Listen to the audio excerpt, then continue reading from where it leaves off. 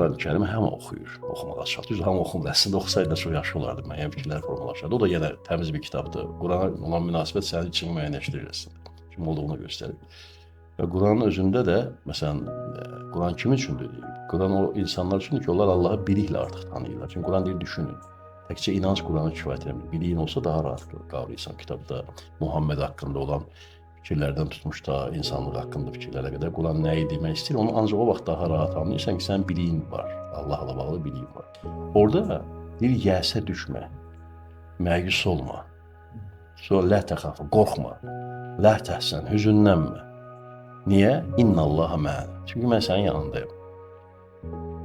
Deməli, təst yarından başlasaq. Hüzünlənmisən, məyussan, deməli Allahı, avtomatik Allah qapısındasan. Qapını döymək lazım. Qapıya ac pişik gələr, miyollayar, açıb 10 nəfərin 9-u yemək verəcək də. Ali şəxsiyyət xüsusilə o qapını açacaqsan, orada miyoldasan, acam desən.